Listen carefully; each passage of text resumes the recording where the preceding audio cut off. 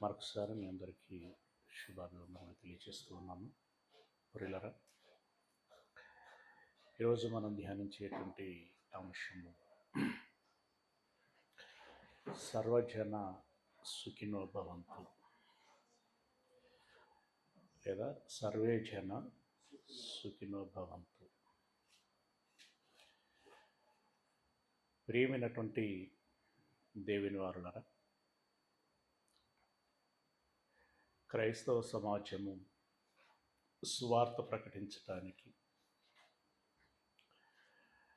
గ్రామాలకు పట్టణాలకి వెళ్ళి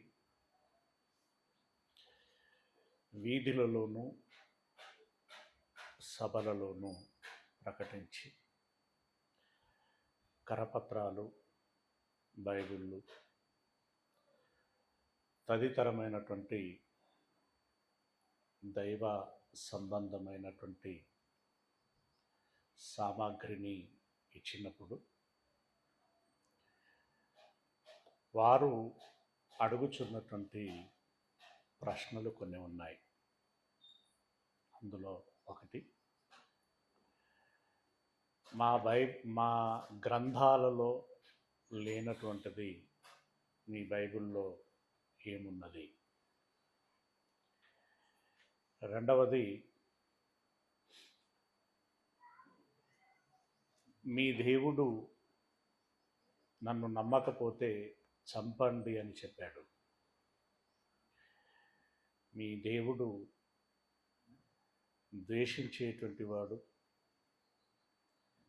అలాగే చంపించేటువంటి ఈర్ష్య కలిగినటువంటి వాడు. కానీ మా దేవుడు నమ్మినా నమ్మకపోయినా మీకు నచ్చిన వాణ్ణి నమ్మండి, మీకు నచ్చిన రూపంలో పూజించండి, సేవించండి.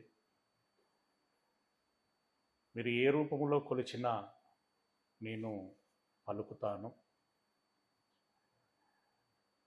ఆశీర్వదిస్తాను, అనుగ్రహము ఇస్తాను. సర్వజనులు బాగుండాలి అని కోరుకుంటాను అని మా దేవుడు చెప్తున్నాడు. అంటే సర్వజనులందరూ బాగుండాలని మా దేవుడు కోరుకుంటున్నాడు. నన్ను నమ్మిన వారే బాగుంటారు, వారిని ఆశీర్వదిస్తాను, వారిని రక్షిస్తాను. నన్ను నమ్మనటువంటి వారిని చంపేస్తాను అని మీ దేవుడు అంటున్నాడు.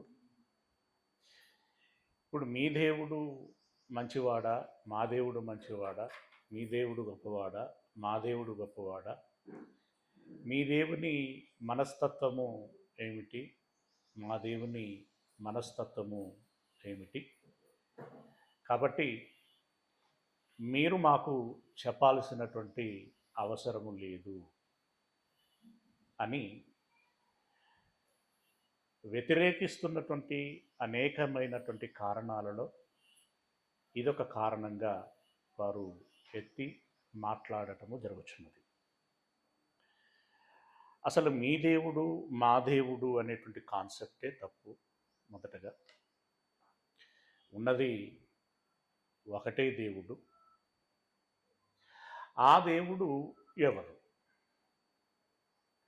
బైబిల్ చెప్తున్నటువంటి దేవుడు నిజమైనటువంటి దేవుడా? వేదాలు చెప్తున్నటువంటి దేవుడు నిజమైనటువంటి దేవుడా? పురాణాలు చెబుతున్నటువంటి దేవుడు నిజమైనటువంటి దేవుడా? బైబిల్ చెబుతున్నటువంటి దేవుడు నిజమైన దేవుడు అని మేము విశ్వసిస్తున్నాం. ఇక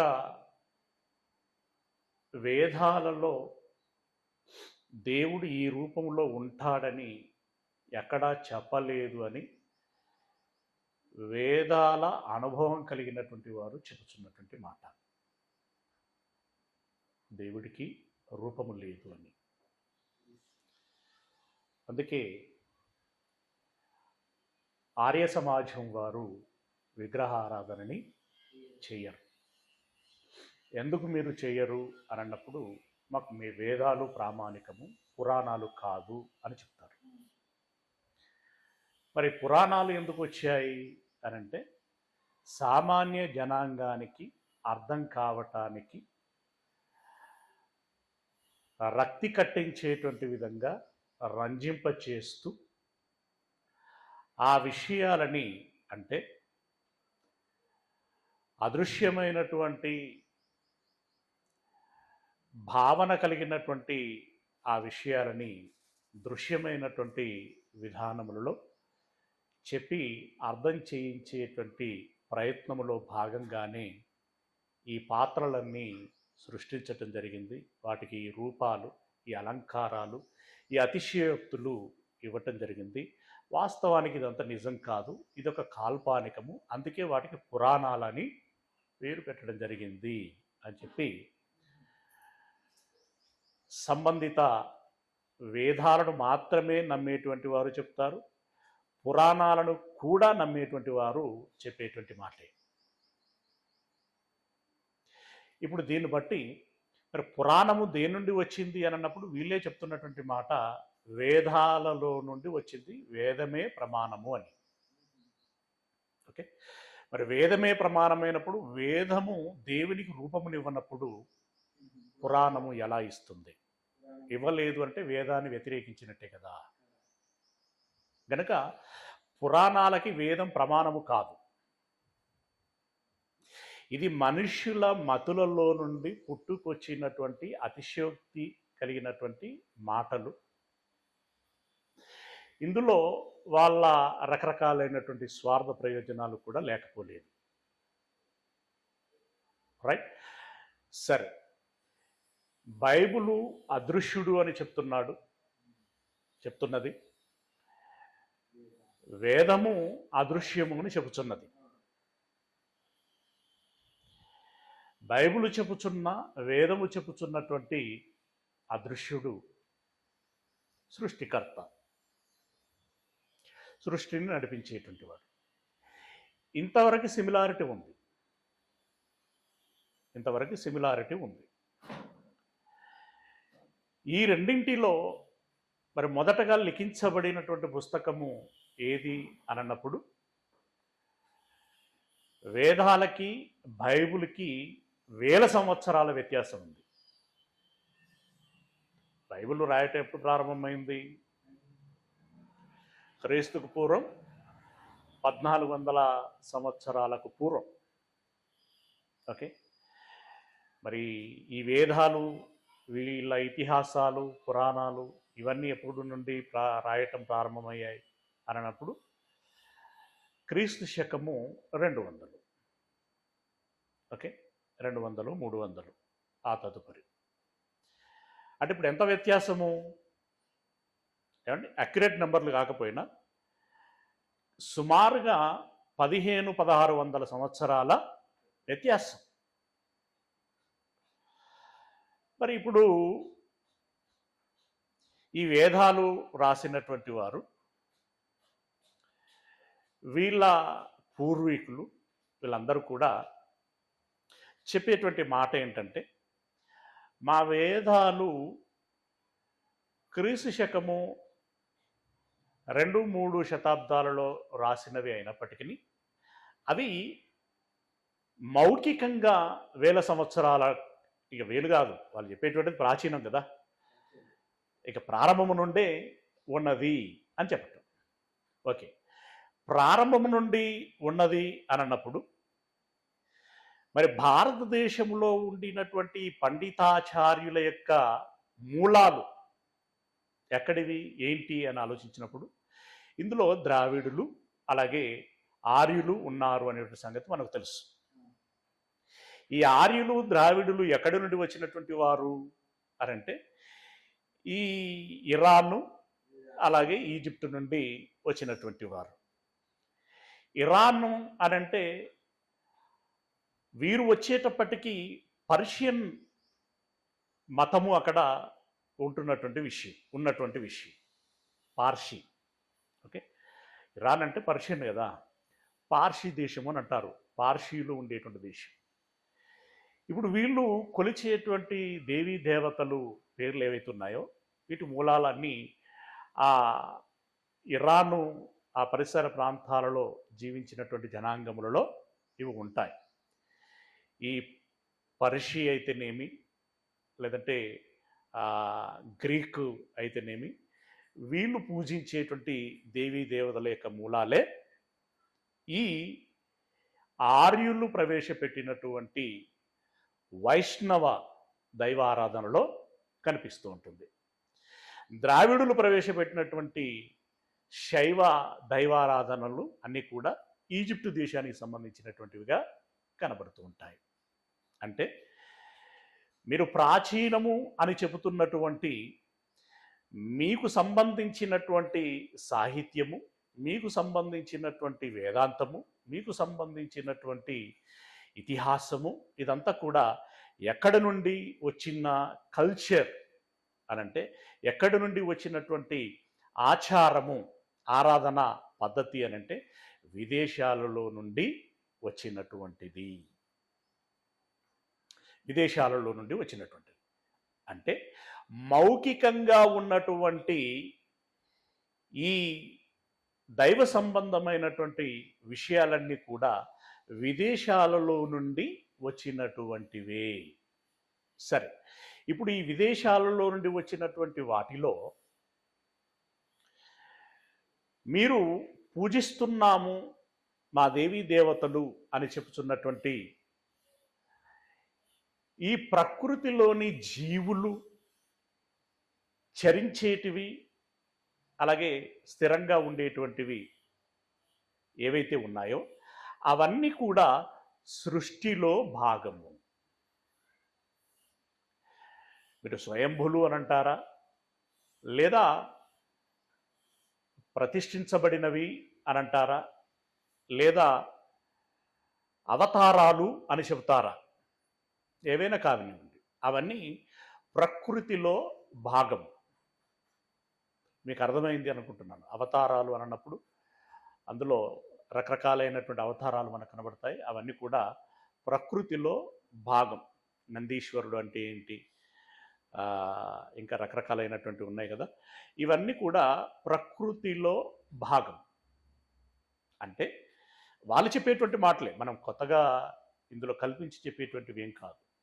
మేము ప్రకృతిలో దేవుణ్ణి చూస్తాం, దేవతలను చూస్తాం కనుక మేము చెట్టుకు మొక్కుతాం, పుట్టకు మొక్కుతాం, రాయికి మొక్కుతాం, ప్రతిదానిని మొక్కుతాం. మాకు ప్రతిదీ దేవుడే, దైవమే అని చెప్పేటువంటి మాట. ఈ ప్రకృతిని మొక్కుచున్నటువంటి మీరు, అది మీ స్వేచ్ఛ, మీ ఇష్టం. దేవుడు మీ విషయంలో ఏమడుగుతాడో అది ఆయనకు తెలుసు. దేవునికి మీరు ఏం సమాధానం చెబుతారో అది మీకు తెలుసు. అయితే ఇక్కడ సృష్టిని దేవుడు అని మొక్కుచున్నటువంటి మీరు సృష్టికర్తను ఏమంటారు అనేటువంటిది మీరు ఇంకా చెప్పలేదు. ఓకే, సృష్టిని దేవుడు, దేవత అని చెబుతున్నటువంటి మీరు సృష్టికర్తను ఏమంటారు? ఆ సృష్టికర్త ఎవరు? ఆ సృష్టికర్త యొక్క రూపం ఏమిటి? ఏమండి, ఇందులో ఎవరిని కించపరిచేటువంటి ఉద్దేశము కాదు, కానీ మీరు అడుగుచున్నటువంటి ఈ పాయింట్ ఆఫ్ వ్యూలో మాలో తలెత్తినటువంటి సంశయాలను తీర్చుకునేటువంటి ఉద్దేశంలో మిమ్మలను మేము అడుగుచున్నటువంటి ప్రశ్న. ఓకే, మిమ్మలను మేము అడుగుచున్నటువంటి ప్రశ్న, ఈ బ్రహ్మ, విష్ణు, మహేశ్వరులు అనేటువంటి వాళ్ళు ఏదో గుడ్డులో నుండి వచ్చారు అని చెప్పి కొంతమంది అంటుంటారు. అలాగే వీళ్ళకు ఒక తల్లి ఉంది, ఆది పరాశక్తి, ఆమె పిల్లలు అని చెప్పి అనేటువంటి వారు కొంతమంది ఉన్నారు. అంటే వీళ్ళు కూడా జన్మించినటువంటి వారే. జన్మించినటువంటి వారు ఎవరు కూడా స్వయంభులు అవరు. దేవుడు అనేటువంటి వాడు స్వయంభుడు, జనన మరణములు లేనటువంటి వాడు, ఆది అంతములు లేనటువంటి వాడు. అంటే మీరే చెప్పకనే చెప్పారు, బ్రహ్మ, విష్ణు, పరమేశ్వరులు, మహేశ్వరులు అనేటువంటి వారు దేవుడు కాదు అని మీరు చెప్పినట్టే. ఓకే. ఇక మరి ఆది పరాశక్తి అని అన్నారు. ఆది పరాశక్తి అంటే ఏంటి? ప్రియులరా, శక్తి అని అన్నప్పుడు అది పురుషలింగమా స్త్రీలింగమా అని చెప్పి దాన్ని డివిజన్ చేయలేదు. శక్తి అనంటే శక్తి. కాకపోతే వాడుక భాషలో శక్తిని, అంటే ఉదాహరణకి కరెంట్ ఉందనుకోండి, కరెంట్ వచ్చిందా? వచ్చింది. వచ్చాడా? వచ్చిందా? కరెంట్ కరెంట్ వచ్చాడా? వాడుకలు లేదు. వస్తువులను సాధ్యమైనంత మేరకి స్త్రీలింగంలో వాడుతూ ఉంటాం, అది ఇది అని చెప్పి, అంతేనా? అలాగే ఈ సృష్టికి మూలమైనటువంటి శక్తిని వీరు స్త్రీలింగంలో వాడారు, అలా స్వీకరించారు. అందులో భాగంగానే ఇక దానికి ఏదో ఒక పేరు పెట్టాలి కాబట్టి దాన్ని ఏమన్నారు? ఆది పరాశక్తి. యాక్చువల్గా అదేంటి? సృష్టిని సృష్టించినటువంటి ఒక శక్తి. ఆ శక్తే దేవుడు. ఆ దేవునికి రూపము లేదు. కాకపోతే వీరు ఏం చేశారంటే ఈ ఆది పరాశక్తికి కూడా రకరకాల రూపాలు ఇచ్చారు. రకరకాల భంగిమలలో రకరకాలైనటువంటి హస్తాలు, తల, నోరు, నాలుక, ఇలా రకరకాలైనటువంటి రూపాలను ఇవ్వటం జరిగింది. ఇక్కడ ఇదంతా నేను ఎందుకు ఉపోద్ఘాతం చేస్తున్నాను, ఎందుకు విశ్లేషణ చేస్తున్నాను అనంటే, మీ దేవుడు మా దేవుడు అనేటువంటి ఈ కాన్సెప్టులో మీరు మాట్లాడుచున్నటువంటి మాటలే తప్పు. ఆ మాటలు తప్పు అయినప్పుడు ప్రశ్న కూడా ఏమవుతుంది? మీ దేవుడు అలాంటి వాడు, మా దేవుడు ఇలాంటి వాడు అనేటువంటి ప్రశ్న తప్పైపోతుంది. కాబట్టి మనందరి దేవుడు, ఈ సృష్టికర్త, మన కన్న తండ్రి, మనల్ని ఇప్పుడు కాపాడుచున్నటువంటి వాడు, నిజంగా మీరు అనుకున్నట్టుగా ఉండాలనేమీ లేదు. వాస్తవానికి మనం ఎవరము అనుకున్నట్టుగా ఉండాలనేమి లేదు. ఆయన ఎలాంటి వాడో అలా ఉంటాడు. ఆయన సహజంగా స్వభావరీత్యా ఎలాంటి వాడుగా ఉండాలి అని అనుకుంటాడో అలా ఉంటాడు. ఇలా ఆయన ఎలాగైతే ఉంటాడో, ఓహో ఇలా ఉన్నాడా అని మనం అర్థం చేసుకోవాలి. ఇలా ఉంటాడా అని అర్థం చేసుకోవాలి.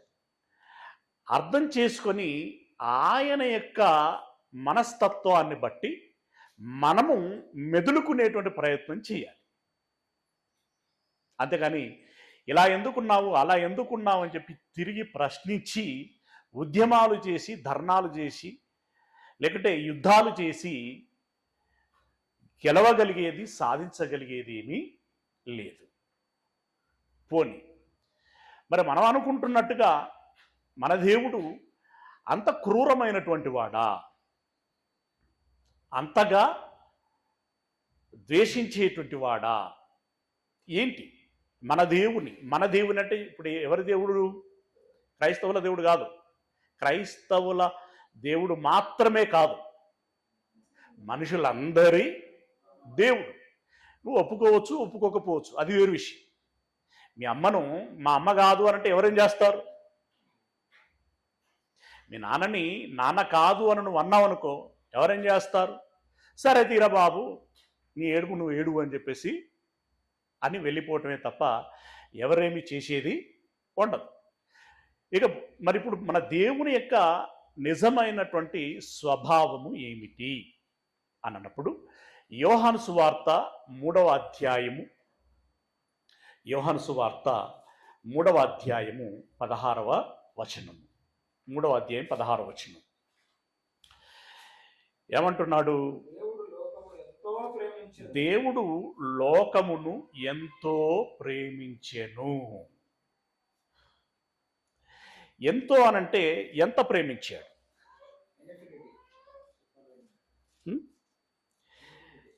దేవుడు లోకమును ప్రేమించాడు అనంటే ఎంత ప్రేమించాడు?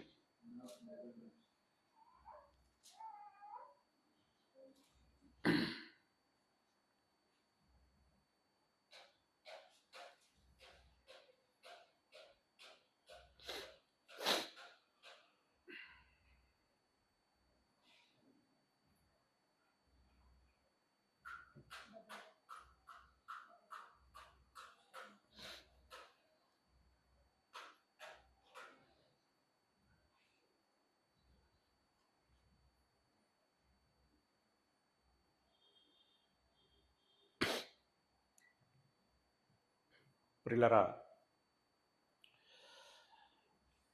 మళ్ళీ ఇస్తామండి. దేవుడు లోకమును ఎంతో ప్రేమించెను కాగా ఆయన తన అద్వితీయ కుమారునిగా పుట్టిన వాని యందు విశ్వాసముంచు ప్రతివాడును నశింపక నిత్య జీవము పొందునట్లు ఆయనను అనుగ్రహించెను. ఇందులో 3 విషయాలు ఉన్నాయి. మొదటిది, దేవుడు లోకమును ఎంతో ప్రేమించెను. ఇప్పుడు దీనికి మీరు నిర్వచనం చెప్పాలి. ఎంత ప్రేమించాడు? అసలు లోకం అంటే ఏంటి? లోకం అంటే మనుషులను ఎంతో ప్రేమించెను అంటే ఎంత ప్రేమించాడు? ఎంతో అనేటువంటి పదం యొక్క అర్థం వర్ణింపశక్యము కాని. అంతేనా? అవునా? నిజంగా మరి అంత ప్రేమించాడా? ప్రేమిస్తున్నాడా అని అంటే డి విటమిన్ వాల్యూ ఏంటో తెలిస్తే దేవుడు ఎంత ప్రేమిస్తున్నాడు అనేది మనకు తెలుస్తుంది.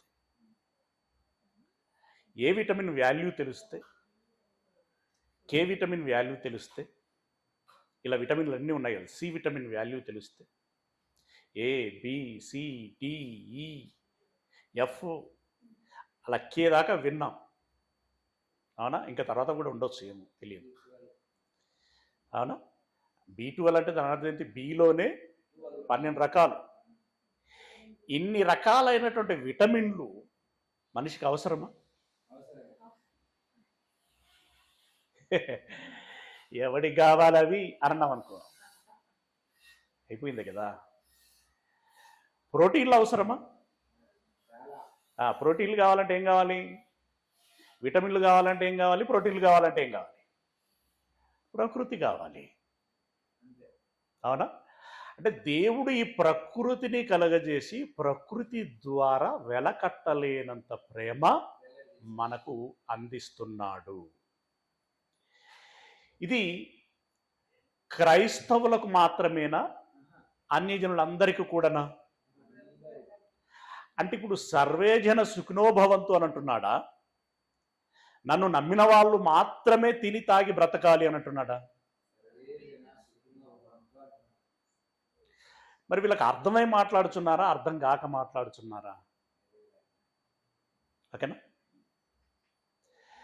దేవుడు సూర్యుడు ఈ అంతరిక్షంలో ఉన్నటువంటి వాటన్నిటి ద్వారా మనకు మేలులను చేస్తున్నాడు. వాటిని మనం ఋతువులు, కార్తులు అని రకరకాలుగా వర్ణించుకుంటుంటాం. అలాగే భూమి, వాటిలో ఉన్నటువంటి సమస్తం, భూమి మీద ఉన్నటువంటి, భూమిలోన ఉన్నటువంటి వాటన్నిటితో మనకు కావలసినటువంటి మేలులెన్నో చేస్తున్నాడు. ఆకలిని తీరుస్తున్నాడు, దాహాన్ని తీరుస్తున్నాడు, శ్వాసను అందిస్తున్నాడు. ఇలా అలాగే సముద్రము, అందులో ఉన్నటువంటి వాటితో మన అవసరాలని తీరుస్తున్నాడు. ఇదంతా కూడా దేవుడు ఏర్పాటు చేసినటువంటి ఏర్పాటులో ఒక భాగం. దీని ద్వారా తన ప్రేమని మనకు అందిస్తూ ఉన్నాడు. ఇది మొదటిది. ఇక రెండవది, మనుషులందరూ పాపాలు చేస్తున్నారు. అందరూ అన్నట్టు ఇక్కడ మెజారిటీని దృష్టిలో పెట్టి చెప్తున్నటువంటి మాట. 99.9% పాపాలు చేస్తూ ఉన్నారు. వీరు చేసేటువంటి పాపాలకు గాను శిక్ష విధించాలి అని అనుకుంటే ప్రతివాడు నరకములోనికే వెళ్ళాలి. ఇది హైందవులు చెప్తున్న కాన్సెప్ట్ కూడా. నరకము అనేటువంటిది ఉన్నది. దేవుడు పాపం చేసినటువంటి వారిని నరకములో వేస్తాడు అని వారు చెప్పుచున్నటువంటి మాట. సరే, వారు చెప్పడానికంటే ముందే బైబిల్ చెప్పింది. శిక్ష అంటే నేరము చేసినటువంటి వాడికి శిక్ష అనేటువంటిది ఒకటి ఉండాలి. ఇది కాన్సెప్ట్. మరి వీళ్ళు చేసేటువంటి నేరాలకు దేవుడు శిక్ష విధిస్తే వీళ్ళందరూ ఎక్కడికి వెళ్ళాలి? నరకానికి వెళ్ళాలి. కాబట్టి ఇప్పుడు దేవుడు మొదటగా ఏం చేశాడు అనంటే అక్కడే మనం చదువుకున్నాం. ఏమని? కంటిన్యూషన్లో ఏమున్నది అంటే పాపులైనటువంటి ప్రజలందరినీ పరిశుద్ధతలోనికి తీసుకురావాలి, అంటే వారి పాపాలను క్షమించాలి. ఇప్పుడు చెప్పండి, మనం బాప్తిసం తీసుకోవటం మూలంగా మన పాపాలను నీళ్లు కడిగేస్తున్నాయా, దేవుడు క్షమిస్తున్నాడా? నీళ్లు అనేటువంటిది ఒక కాన్సెప్ట్, అంతేగాని క్షమించేది ఎవరు? దేవుడు. అంటే మన పాపాలను క్షమిస్తున్నాడు అంటే ఎవరి పాపాలను? క్రైస్తవుల పాపాలనా, అన్యజనుల పాపాలనా? లోకజనులందరి పాపాలను అతడు క్షమిస్తున్నాడు. ప్రేమ ఉంటే క్షమిస్తాడా, లేనివాడు క్షమిస్తాడా? ప్రేమ ఉన్నవాడు క్షమిస్తాడు. అవునా? ఇది రెండవది. మూడవది, క్షమించి పరిశుద్ధులైనటువంటి వారిని ఏం చేయాలనుకుంటున్నాడు ఆయన? నిత్య జీవమును ఇచ్చి పరలోకములో శాశ్వత నివాసమును కల్పించాలి. దాన్ని స్వర్గము అని అన్నాం. అవునా? స్వర్గము, మోక్షము తదితరమైనటువంటివి ఏవైనా కానీ పదాలు ఎన్నైనా కూడా అది ఒకటే. అక్కడికి తీసుకెళ్ళి వారిని భద్రంగా శాశ్వతంగా ఉంచాలి అనుకుంటున్నాడు. ఇందులో ప్రేమ లేదా? ఉంది కదా. ఎన్ని విషయాలు ఇందులో మనం గమనించింది? ఒకటి, ప్రకృతి ద్వారా మనల్ని ప్రేమించాడు. రెండవది, పాపాలను క్షమించడం ద్వారా ప్రేమించాడు. పాపాలను క్షమించడం ద్వారా అంటే ఇంక అందులో చాలా విషయం ఉంది. ఏంటి అని అంటే, తన కుమారుడైనటువంటి యేసుక్రీస్తుని లోకములోని పంపించి శిలువ మరణమునకు అప్పగించాను. ఇందులో ప్రేమ ఉన్నది అని అంటాడు. అవునా? రైట్, అదొక ప్రేమ. మూడవది ఏంటి? మన పాపాలను తీసివేయటంతో సరిపోదు, పరిశుద్ధులమైనటువంటి మనకు నిత్య జీవమును ప్రసాదించాలి, క్షేమకరమైనటువంటి జీవితాన్ని ప్రసాదించాలి. ఇలా మూడు అంశములు, మూడు రకాలుగా, మూడు రకాలైనటువంటి క్రియల ద్వారా దేవుడు మనల్ని ప్రేమిస్తున్నాడు.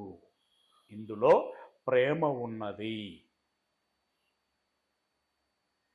నీ వాలకం చూస్తుంటే నువ్వేదో చెప్తున్నావు కానీ మాకేం అది కనెక్ట్ అవ్వట్లేదు అన్నట్టుగా ఉన్నారు. అవునా కాదా?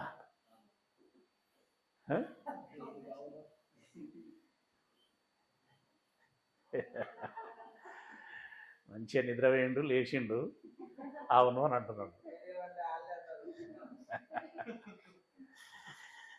Okay, right. ఇప్పుడు మీరు ఒకసారి అవునో కాదో ఒకసారి ఆలోచించండి. దీనికి రెలవెంట్ సెంటెన్స్ ప్రసంగి గ్రంథము 3వ అధ్యాయము 13వ వచనము. ప్రసంగి గ్రంథం 3వ అధ్యాయము 13వ వచనం. మరియు ప్రతివాడు అన్నపానములు పుచ్చుకొనుచు తన కష్టార్జితము వలన సుఖము అనుభవించుట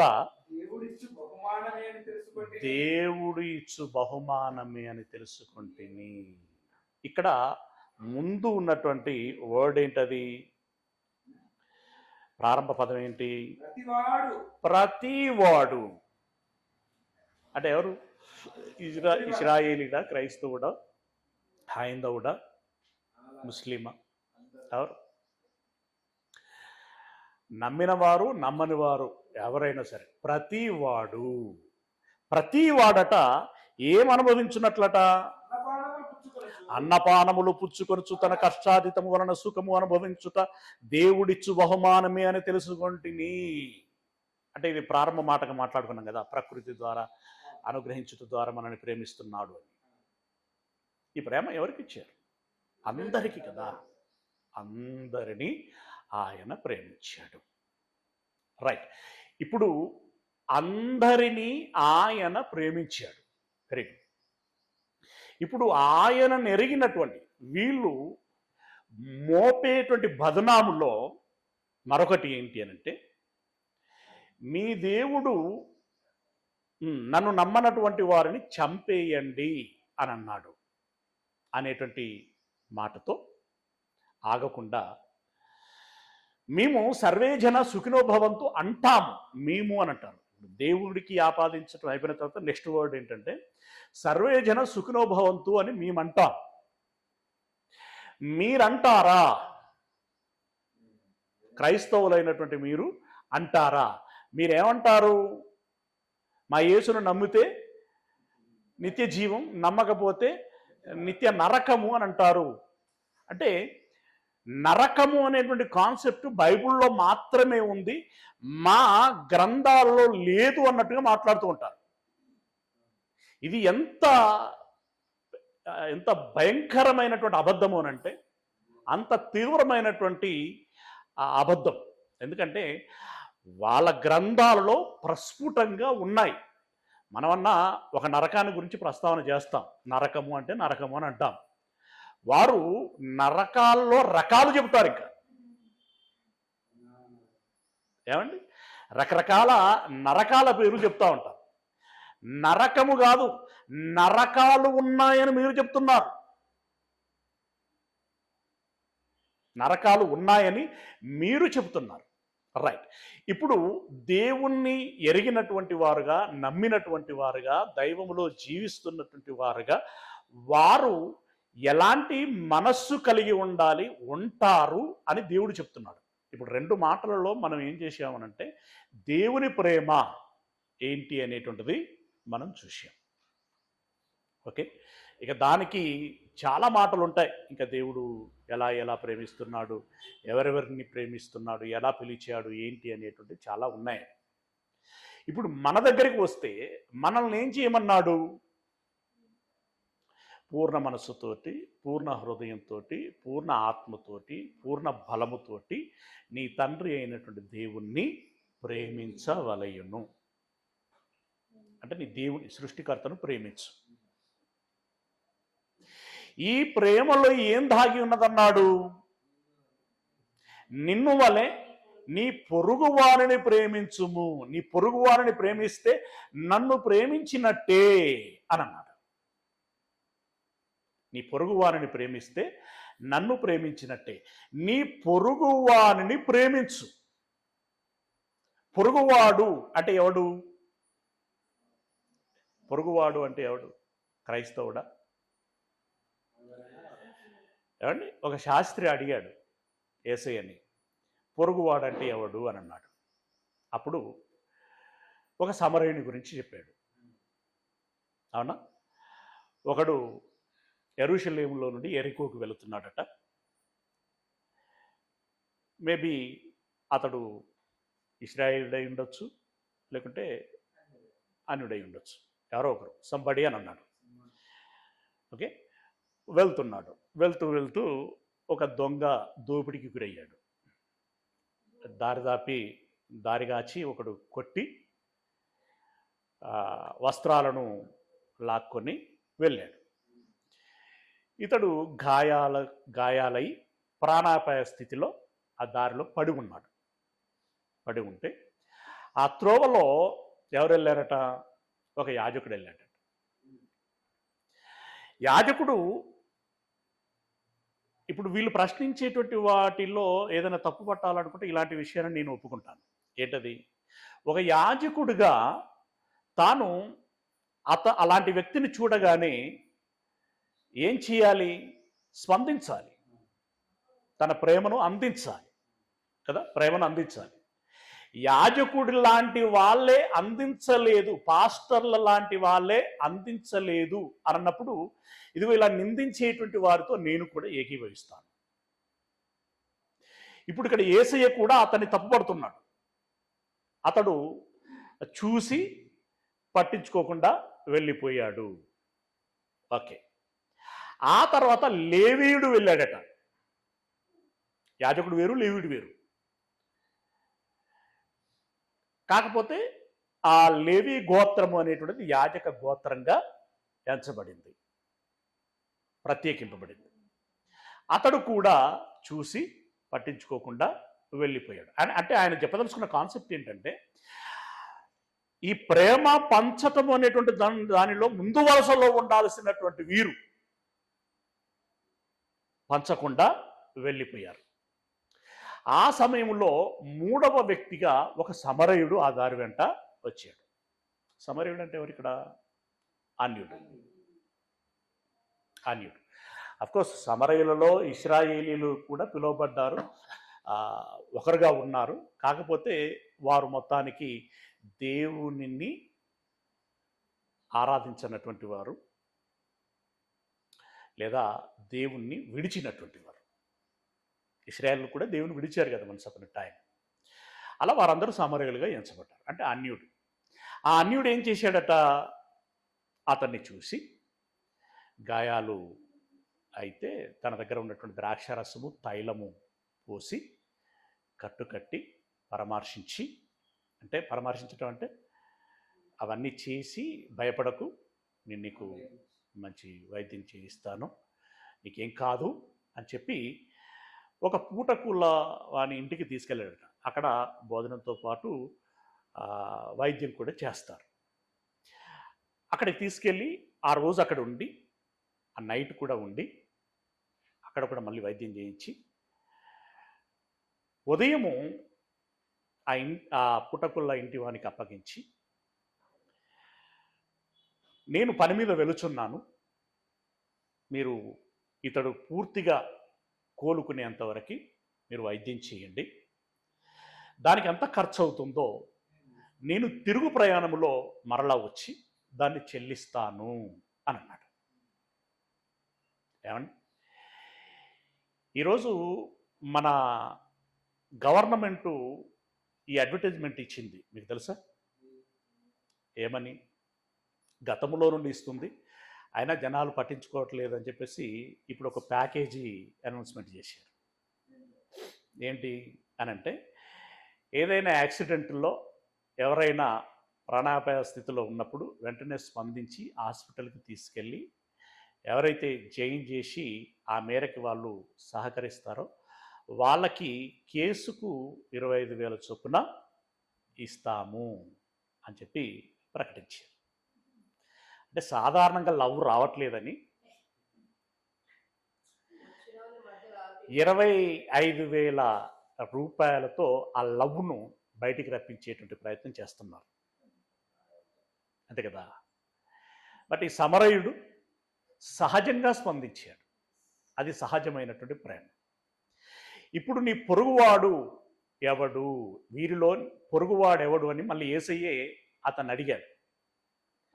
ఎవడుంటాడయ్యా, వైద్యం చేయించినోడే పొరుగువాడు అని అన్నాడు. పొరుగువాడు అంటే దాని అర్థం ఏంటంటే నా సమీపస్తుడు అని దాని అర్థం, నావాడు అని చెప్పడానికి. ఇప్పుడు నిన్ను వలని పొరుగువాడిని ప్రేమించుమనంటే నీ పక్కన ఉన్నటువంటి వాడిని అని దాని అర్థం. నీతో ఉన్నటువంటి వాడిని ప్రేమించుము. ఆ ప్రేమ పదాలతో ఉండాలన్నాడా, పనులతో ఉండాలి అని అన్నాడా? పనులతో ఉండాలి, సహజమైనటువంటి ప్రేమ. ఏం చెప్పాడు? ఆకలితో ఉన్నటువంటి వాడికి అన్నం పెట్టు, దాహంతో ఉన్నటువంటి వాడికి నీరు, వస్త్రం ఇవ్వు, ఇంటిలో చోటివ్వు, అలాగే ఇంకేం చేయమన్నాడు? వైద్యము చేయించుము అని అన్నాడు. ఇది ప్రేమనా కాదా? ప్రేమ. క్రైస్తవుడు అలాంటి పరిస్థితుల్లో ఉంటేనే చేయమన్నాడా, అన్యులు ఉంటే కూడా చేయమన్నాడా? అసలు ఈ పొరుగువాడంటే అర్థం కావటానికే అక్కడ ఒక అన్యుణ్ణి, ఒక యాజకుణ్ణి పెట్టాడు, అక్కడ ఒక లేవీయుడిని, ఒక సమరయుడిని పెట్టాడు అక్కడ. కాబట్టి ప్రేమ అనేటువంటిది ఈ మతాలతోటి, ఈ యొక్క విశ్వాసాలతోటి, ఈ వ్యక్తుల జాతులను బట్టి అందించటం అనేటువంటిది కాకుండా నీ పొరుగు మనిషి, ఒక మనిషి మరొక మనిషిని ప్రేమించాలి అనేటువంటి విధానాన్ని అక్కడ చెప్పడం జరిగింది. అవునా? నిన్ను వల్ల నీ పొరుగు అని. ఎవడైనా చలితో ఉంటే ఏం చేయమన్నాడు? ఉచిత సలహాలు వద్దు, దుప్పటి గప్పు అని అన్నాడు. దుప్పటి గప్పు అని అన్నాడు. ఇలా ప్రేమ అనేటువంటిది సహజంగా ఉండాలి. ఇంకా దీన్ని పీక్ స్టేజ్లో తీసుకెళ్తే, ఇది ఇప్పుడు ప్రశ్న వేసే వాళ్ళకి ఇది సరిపోతుంది మామూలుగానైతే. కొంచెం బ్రాడ్ మైండ్ ఉంటే ఆడు తీసుకోగలుగుతాడు. ఏంటది ఈ ప్రేమ? నేను నమ్మి భక్తుడనుగా పరలోకము వెలుచున్నప్పుడు పాపం చేసి నరకానికి వెళ్ళేటువంటి వారిని ఎలాగనైనా పరలోకానికి తీసుకెళ్ళాలి అని చెప్పి పనిగట్టుకొని వాళ్ళకు సమయం కేటాయించి వారికి దేవుని మాటలను వినిపించి శ్రమ పడటము ఏదైతే ఉంటుందో ఆ రకంగా కూడా ప్రేమను అందించాలి అనేది దేవుడు చెప్పినటువంటి మాట. దేవుడు చెప్పినటువంటి మాట ఏంటది? మీరు రక్షించబడటమే కాకుండా మీ వలె మరికొందరిని రక్షించుము అని చెప్పి ఆయన చూపించినటువంటి మాటల్లో అనేకము మనకి కనబడుతుంటాయి. ఓకే, అంటే ఇప్పుడు దీంట్లో నిన్ను వలె నీ పొరుగు వారిని ప్రేమించుము అనేటువంటి మాటలో ఇప్పుడు సర్వే జన సుఖినో భవంతు అనేటువంటి ఆ భావం ఇమిడి ఉన్నదా లేదా? నువ్వేదో సంస్కృతంలో నీకు శబ్దోచ్చరణ నీకు ఏదో సొంపుగా ఉన్నది అని చెప్పి పలికినంత మాత్రాన అది నీ సొంతము, నీ పేటెంట్ అని మాట్లాడుకోవటం అనేటువంటిది సరి అయినటువంటిది కాదు. అది దేవుడు మొదటగా లోకానికి రుచి చూపించినటువంటి ప్రేమ. దేవుడు తన పిల్లలైనటువంటి వారు పొరుగు వారికి ప్రేమను అందించాలి అని చూపించినటువంటి మాట. దేవుడే చెప్పాడు స్వయంగా. దేవుడే స్వయంగా చెప్పాడు ఆ ప్రేమను ఎలా అందించాలి అనేటువంటిది. ఇకపోతే మరొక మాట రోమీలో రాసినటువంటి పత్రిక, రోమీలో రాసినటువంటి పత్రిక 3వ అధ్యాయము ఇందాక మనం చదువుకున్నటువంటి పట్టణం 13వ అధ్యాయము 8వ వచనం నుండి, ఒకనిని ఒకడు ప్రేమించుట అనేటువంటి విషయములో తప్ప మరేమియు ఎవనికి అచ్చి ఉండవద్దు. అచ్చి ఉండయద్దు అంటే ఏంటిది? బాకీ. వెరీ గుడ్, బాకీ. ఇది ప్రేమ అనేది బాక్యా? Yes yes. యేసు తన ప్రాణమును ఇచ్చి లోకమును ప్రేమించెను. అలాగనే మీరును మీ ప్రాణములను పెట్టబద్దులై ఉన్నారు. అలాగనే అంటే దాని అర్థం ఏంటి? ఆయన నీ కోసం ప్రాణం పెట్టాడు, అలాగే నువ్వు ఇతరుల కోసం ప్రాణం పెట్టాలి. ఎందుకంటే ఆయన ప్రేమను నువ్వు పొందుకుంటున్నావు కదా. ఇది బాకీ అంటున్నాడు. ఇది బాకీ. అందుకే పౌలు గారు ఏమన్నారు తెలుసా?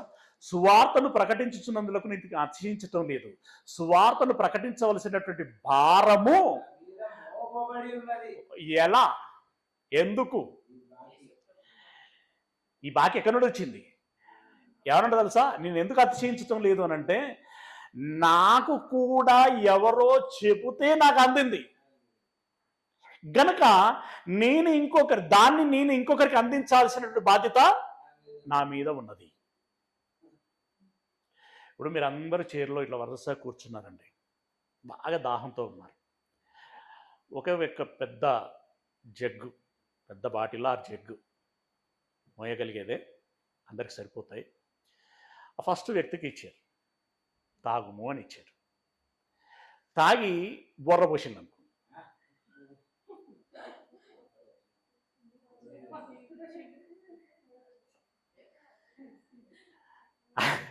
అది ధర్మం కాదు కదా, అది న్యాయం కాదు కదా, న్యాయం కాదు కదా.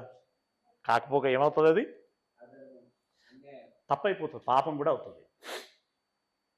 ఆయన వెంటనే ఏం చేయాలి, రెండో వ్యక్తికి పార్సల్ చేయాలి, రెండో వ్యక్తి, మూడో వ్యక్తి, ఇలా 4, 5 అలా చివరి వ్యక్తి దాకా వెళ్ళాలి.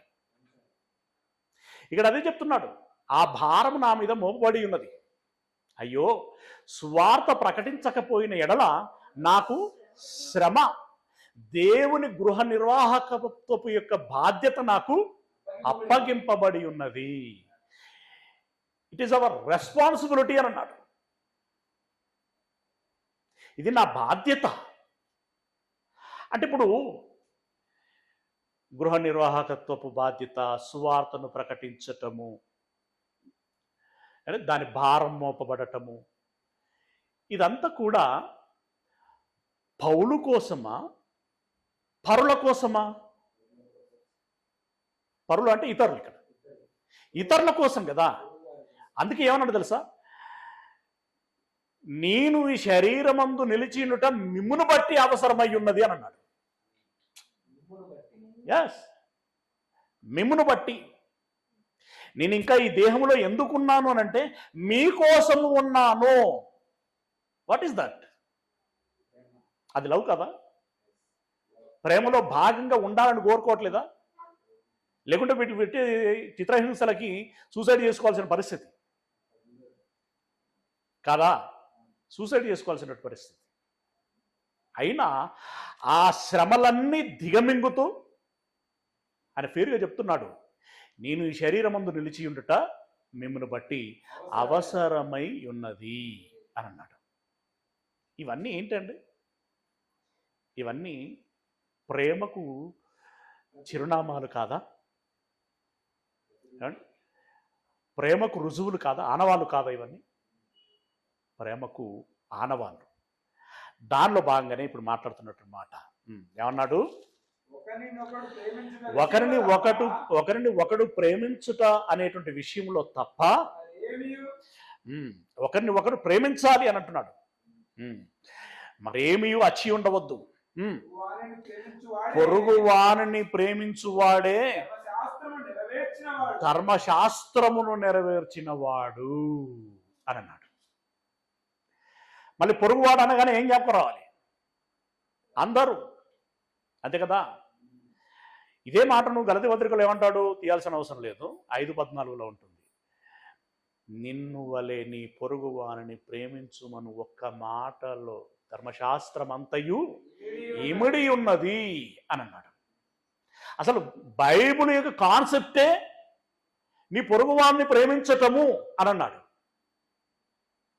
ధర్మశాస్త్రం అంతయు అంటే ధర్మశాస్త్రంలో ఉన్నటువంటి ప్రతి పుస్తకం, ప్రతి అధ్యాయం, ప్రతి వచనములో నీ పొరుగు వారిని ప్రేమించుమనేటువంటి భావమే దాగి ఉన్నది.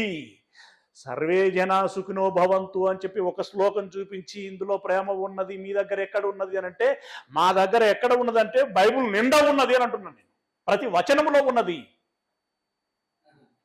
ప్రతి వచనములో ప్రేమ ఉన్నది.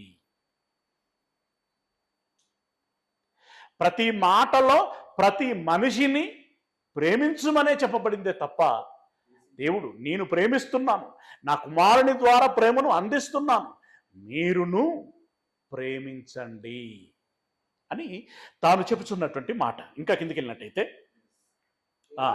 ఎలయనగా వ్యభిచరించవద్దు, నరహత్య చేయవద్దు, దొంగిలవద్దు, ఆశింపవద్దు అననవి మరి ఏ ఆజ్ఞను ఉన్న ఎడల అది నిన్ను వలని పొరుగువానిని ప్రేమింపవలనను వాక్యములో సంక్షేపముగా ఇమిడి ఉన్నవి.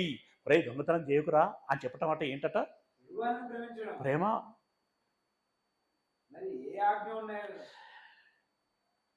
దొంగతనం మూలంగా పర్యవసనాలు ఎలా ఉంటాయనేది మనం గతంలో చాలాసార్లు చెప్పుకున్నాం. ఒకడు దొంగతనం చేస్తే దాని ఇంపాక్ట్ ఎంతమంది మీద ఎలా పడుతుంది అని చెప్పి మనం మాట్లాడుకున్నాం. ఒక అబద్ధం కదా, అవన్నీ తప్పించిన వాడు అవుతావు నువ్వు. ఇప్పుడు ఒక కరడు గట్టిన నేరస్తుడు ఉన్నాడు అనుకోండి, వాడు ఆత్మాహుతి దాడి చేస్తే ఎన్ని ప్రాణాలకు అపాయం, ఎంతమందికి అపాయం, ఎన్ని కుటుంబాలు నష్టపోతాయి. ఇప్పుడు నువ్వు ఈ ఒక్కడిని మార్చావనుకో, వాళ్ళందరినీ బ్రతికించినటువంటి వాడు అవుతావు కదా నువ్వు. వాళ్ళందరికీ అపాయం రాకుండా చూసుకున్న వాడు అవుతావు కదా. ఇది ప్రేమ కాదా? ఇది ప్రేమ కాదా ప్రిల్లరా? అంటే ఒక తప్పు చేయొద్దు అని చెప్పి తప్పు చేయకుండా వాడు చేయకుండాలాగున నువ్వు నిలువరించగలగటం కూడా ఒక ప్రేమ అంటున్నాడు ఆయన.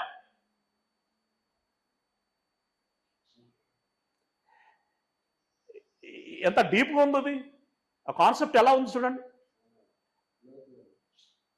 నువ్వు బైబిల్ చదువుతావు ఎందుకోసం?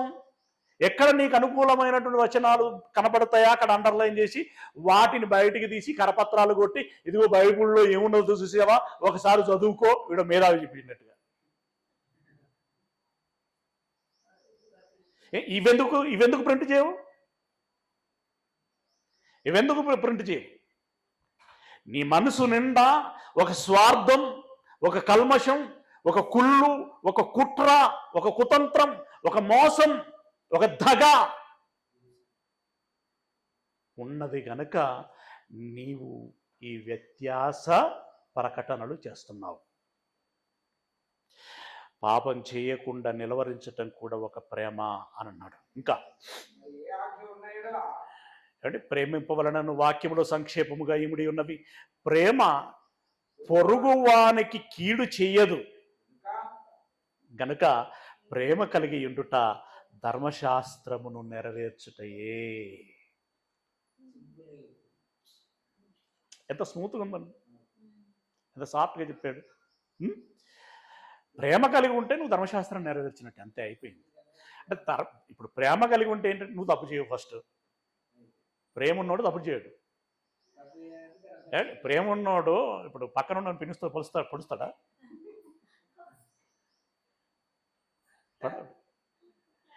ప్రేమ ఉన్నోడు తప్పు చేయడు. ఓకే. రెండవది, ప్రేమ ఉన్నోడు తప్పు చేయకపోగా తప్పు చేయాలనుకున్న వాడిని చేయనీయడు, వద్దు అని చెప్తాడు, హితోపదేశం చేస్తాడు. అక్కడ వాళ్ళ హితోపదేశాలలో యుద్ధం, చంపటం కూడా ఒక హితోపదేశం. వాళ్ళ ఈ హితోపదేశాలలో చంపటం కూడా ఏదో కర్తవ్యం అని చెప్తా ఉంటారు. అది దుష్ట శిక్షణ, శిష్ట రక్షణ, అది ఒక ధర్మం. అది వాళ్ళకు ధర్మమట. మోసం చేస్తే మాత్రం అధర్మమట. నీకు అర్థమైందా? వాళ్ళు చేస్తే ధర్మం, ఏదో అంటారు కదా, వాళ్ళు చేస్తే సంసారం, ఇతరులు చేస్తే వ్యభిచారం. ఆలోచించాలి బైబిల్ ఏం చెప్తున్నది, బైబిల్ యొక్క కాన్సెప్ట్ ఏంటి, దాని విధానం ఏంటి అనేటువంటిది. ఇంకా అలా మాట్లాడుకుంటూ పోతే చాలా లోతుల్లోకి వెళ్ళాల్సి ఉంటుంది. అక్కడ కట్ చేద్దాం. 11వ వచనం, మరియు కాలము నెరిగి నిద్ర మేలుకొని వేళ అయినదని తెలుసుకొని అలాగు చేయండి. అంటే వేగిరపడండి అని అంటున్నాడు.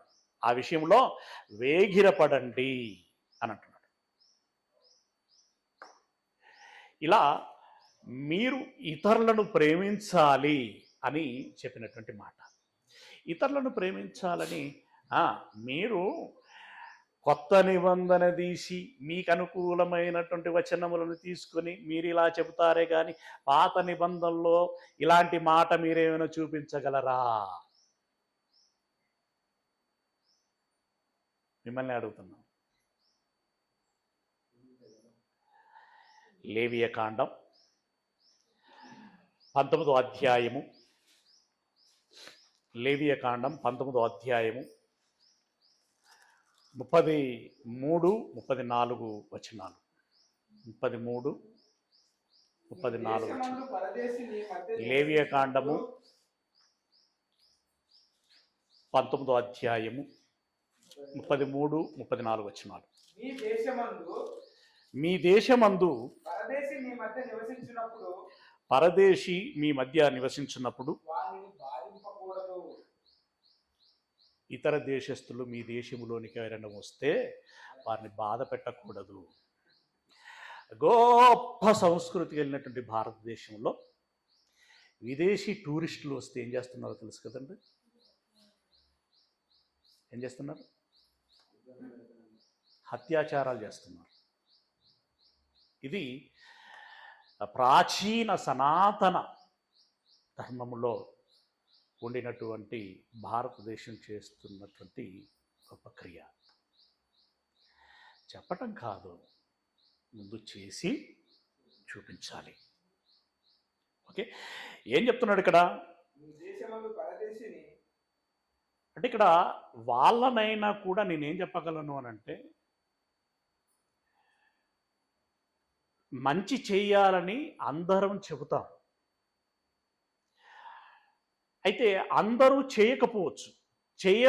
చేయనటువంటి ఒక్కరిని బట్టి అందరినీ నిందించడం కూడా కరెక్ట్ కాదు. ఓకే, ఈ ప్రిన్సిపల్ ఎవరికైనా వర్తిస్తుంది, ఎక్కడైనా వర్తిస్తుంది. ఓకే, కాబట్టి దాన్ని దృష్టిలో పెట్టుకొని ఇప్పుడు మా సనాతన ధర్మము అని చెప్పుకుంటున్నటువంటి మా ప్రజలు ఏం చేస్తున్నారు అన్నప్పుడు మాలో ఉన్నటువంటి మంచి వాళ్ళు ఎంతమంది, మాలో ఉన్నటువంటి దుర్మార్గులు ఎంతమంది, అలాగే ఇతరులను గురించి మేము ప్రశ్నించేటప్పుడు ఈ రేషియోని దృష్టిలో పెట్టుకోవాలి కదా, ఈ ప్రిన్సిపల్ని దృష్టిలో పెట్టుకోవాలి కదా. ఏమండి, ఇశ్రాయేలీలు అన్నంత మాత్రాన ఇశ్రాయేలీలు అందరూ భక్తులుగా ఉండరు. క్రైస్తవులు అన్నంత మాత్రాన క్రైస్తవులుగా పేరు పెట్టుకున్నటువంటి వాళ్ళందరూ భక్తులుగా ఉండరు. నటించేటువంటి వారు ఉంటారు, వేషధారులు ఉంటారు. దాన్ని దృష్టిలో పెట్టుకోవాల్సినటువంటి విషయం. బట్ దేవుడు మాత్రం స్ట్రిక్ట్గా ఏం చెప్తుంటే అందరూ ఆ ప్రేమ కలిగి ఉండాలి. ఇప్పుడు ఇక్కడ ఏమంటున్నాడు, విదేశీయులు ఎవరైనా మీ దేశంలోనికి వస్తే బాధింపకూడదు. ఇందులో ఎన్ని విషయాలు ఉంటాయి? ఫుడ్ పెట్టకనో, లేకుంటే వాళ్ళ దగ్గర దోచుకోనో, లేకుంటే ఇంకేదో చేసి వాళ్ళని బాధ పెట్టకూడదు. సో మెనీ థింగ్స్ వస్తాయి కదా. తర్వాత మీ మధ్య నివసించు పరదేశిని మీలో పుట్టిన వాని వలె ఎంచవలెను. అందుకే అమెరికాలో ఎవరైనా పుట్టిన వెంటనే వాళ్ళకి ఏమొస్తుందో తెలుసా? పౌరసత్వం వస్తుంది. కాన్సెప్ట్ ఎక్కడిది?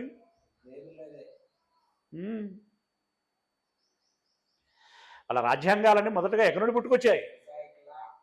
మోషేలా ఏమన్నాడు?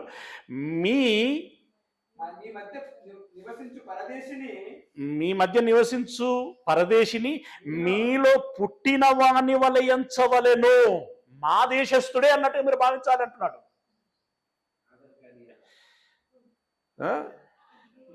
మరి మనమేమో ఇదేదో బంగ్లా క్యాడర్కి సంబంధించినటువంటి ఏదైతే కాదు, ముస్లింలో ఒక వర్గాన్ని అట్లా కాదు, బర్మా నుండి బంగ్లాకు వెళ్ళి సెటిల్ అయితే వాళ్ళు వెళ్ళబెడితే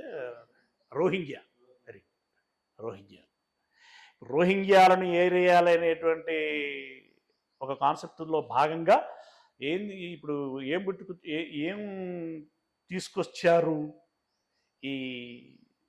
ఆ మధ్యలో రకరకాలైనటువంటి ఆర్డర్లు పాస్ చేశారు కదా, సిఎన్ఈ అని, ఇంకా రకరకాల ఏటవి ఏమండి. దాంట్లో నుండి కొనసాగింపుగా పుట్టుకొచ్చినటువంటిదే మతం మార్పిడి నిరోధక బిల్లు, యాంటీ కన్వర్షన్. ఇక్కడ దాకా వచ్చింది. ఇవన్నీ దేంట్లో భాగము అని అంటే, ఇప్పుడు కొంతమంది అనధికారమో అధికారమో మొత్తానికైతే ప్రకటిస్తున్నారు. ఏమని? ఇది హిందూ దేశంగానే ఉండాలి, ఇందులో విదేశీయులు ఎవరు ఉండకూడదు, విదేశీయులు మీన్స్ ఇతర మతాల వాళ్ళు ఎవరు ఉండకూడదు, ఇతర మతాల వాళ్ళు ఈ దేశంలో నుండి వెళ్ళిపోవాలి. ఎక్కడికి వెళ్ళాలి? ఎక్కడికి వెళ్ళాలి? పరలోకం వెళ్ళాలి, అంతే కదా.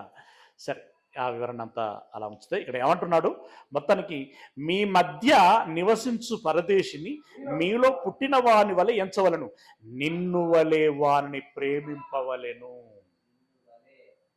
అంటే ఇప్పుడు నిన్ను వలె నీ పొరుగు వారిని ప్రేమించుము అని మోషే గారు చెప్పారా? చెప్పారు.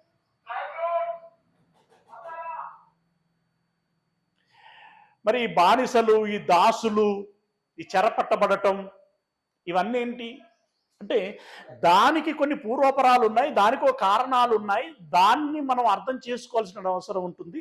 దాని సపరేట్ సమయంలో మనం దాని గురించి పూర్తిగా ఆలోచన చేయాలి. ఇప్పుడు నువ్వు ఇంట్లో హాయిగా నీ బెడ్లో కాలు మీద కాలు వేసుకొని పడుకున్నావు. చర్లపల్లి జైల్లో కారాగారంలో కొందరున్నారు. నువ్వు ఇక్కడ ఉండటం ఏంటి, వాళ్ళు అక్కడ ఉండటం ఏంటి? నీ భారతీయులే కదా.